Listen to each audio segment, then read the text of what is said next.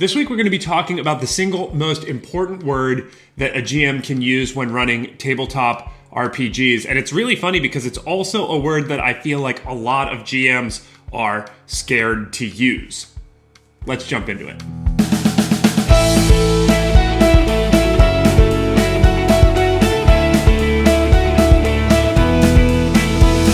Welcome back to the channel, everybody. My name is Garmin. This is the Storycraft Society, and I've really enjoyed these past couple of weeks just getting to hang out and chat about DM stuff. I mean, in my free time, I love hanging out with all of my friends in person and talking about this stuff. So getting to just chat and hang out with all of you feels very similar. So it's fun. And we're going to do another one this week. Talking about how you moderate your games and what language you use is really important to tabletop RPGs, but I feel like it's something that gets overshadowed by doing silly voices or the spectacle of running the game or 3D terrain and all that stuff. But I think being a table moderator is just as much as an important job for a GM or DM as being able to facilitate a good story is when the goal is a successful game. So I'm not going to beat around the bush any further. The word is no.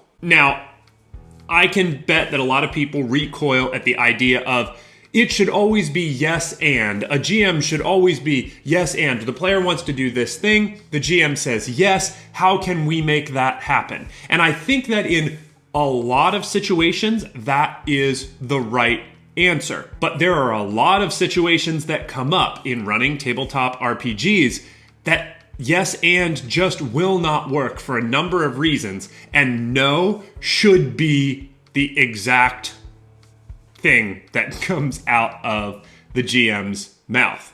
So let's talk about some examples. I'm going to go kind of big idea down to little idea with these examples, at least the ones I'm going to talk about today. That is specific so that the big ones are going to be obvious. These are the reasons why the word no should come up in RPG sessions. But then as we get further down the line, I think it's going to be more nuanced and I think just as important, but they're going to be less obvious, I guess. The most obvious one where there is just a flat out no is if you have a group of players where either PvP or inter-party conflict or theft from other party members or in general screwing other party members over is frowned upon.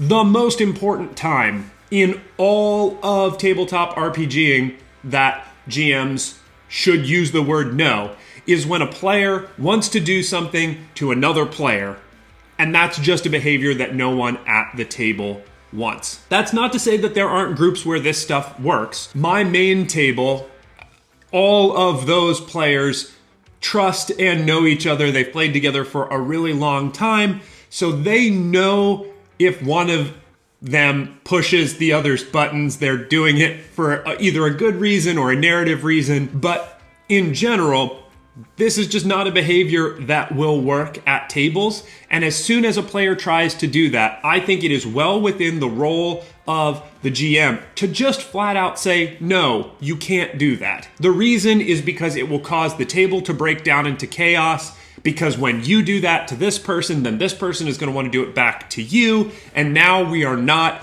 chasing dragon cultists. Instead, we are dealing with the ramifications of petty inter-party conflict. While that might be the number one reason that a GM might choose to use the word no, that doesn't mean that there aren't other examples of when it would be really important. The second one, I think, is keeping up with world verisimilitude. What does that mean? Well, I run in Trisina. Well, that's actually the Little Coast, which is a smaller section of Trisina, but this is my world. I have spent 10 years building and developing this world to be its own and unique identity in a world of other worlds. I know my world inside and out, and I know the things that make it special and what make it fun when I run a game in it. That doesn't mean that I don't have opportunities for my players to come up with a cool idea that I had not thought of yet, and I'm always listening to my players when they come up with a cool idea.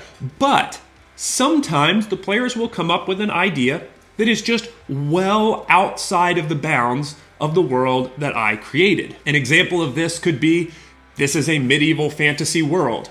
I have had multiple players ask me if their character can be a gunslinger.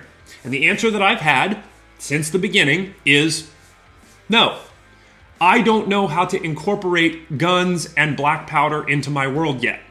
I've thought about it a lot, and there are just so many repercussions that will have long-term on my world. Something that I'm not interested in, at least not right now. I don't have to be rude, I don't have to be mean. All I need to say is, no.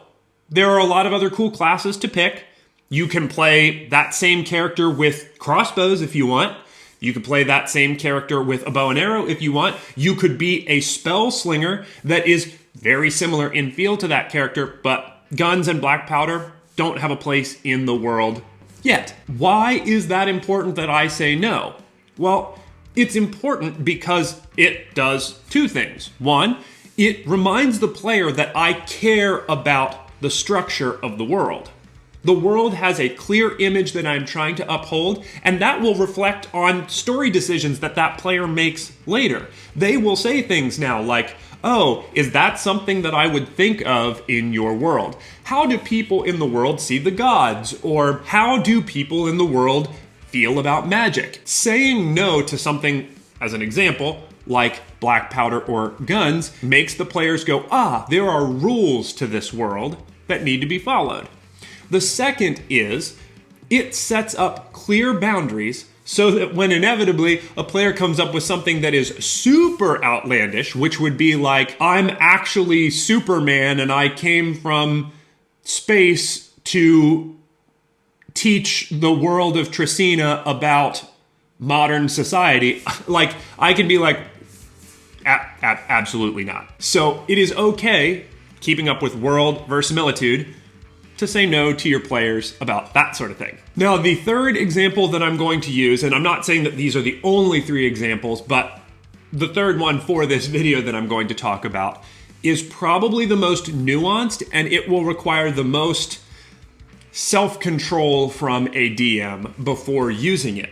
But I think when used correctly, it can be outstandingly useful. And that's when the players come up with a plan that just will not work. It is okay for a DM to say, no, don't go through with that plan. Now, like I said, this is something that tread very, very, very carefully with, because if you do this frequently or oftenly, no good will come of it. Your players will feel like you're constantly railroading them and taking them away from their own creativity, and they're being made to play the game the way that you want them to play the game. That's not what I'm talking about. I'll give you an example. The characters all come up with a plan to do a heist in a bank.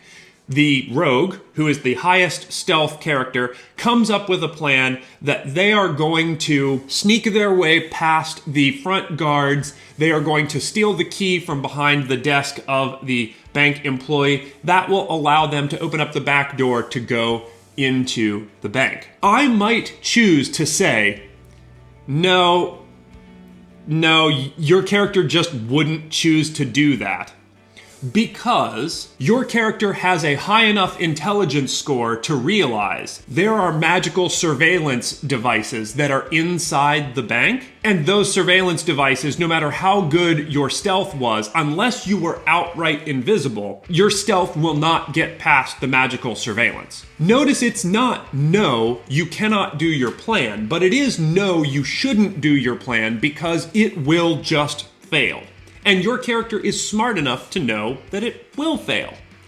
See, I'm not taking the character's plan away.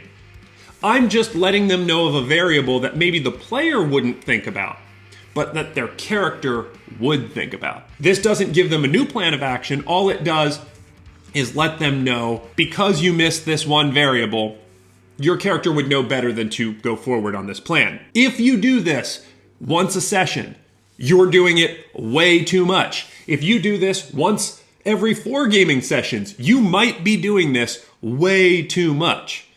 This is a once in a while thing where you are doing it to help your players to tell a better story. If you are constantly telling them, no, your character wouldn't do this because, you're going to end up frustrating your players and they're not going to get to feel like they are exploring their creativity. And in most cases, I will say, using this particular tip, I would just get rid of the magical surveillance if the players are really excited about doing this particular thing. But once in a while, they will come up with a plan that just, there's no way that their characters would think it was a good idea, and letting them know that it's doomed to fail. No matter what they would do, no matter how perfect their roles are, I feel like is doing the players a service if it is used in extreme moderation. But there you have it. No is an incredibly useful word for a DM to say, and a lot of DMs are afraid to use the word no because they think that it makes them a jerk DM to tell their players that they can't do something. But I feel like you are making the gaming environment better for everyone by setting certain boundaries that it's like, if you're playing in this world, these are the things that make this world special, and they should be honored and, you know, exalted. And then another thing that you can say to a player is when they run, they get to set their world rules. So then at that point, they then get to decide maybe guns are in their world, and then we all get to play and experience that gunslinger in a situation where it feels appropriate. And saying no sometimes does not make you a jerk DM. Saying no constantly and always and without good reason makes you a jerk DM.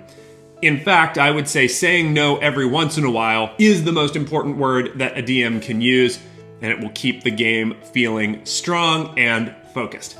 So, hopefully you enjoyed this video as much as I enjoyed making it. I really love just chatting with everybody.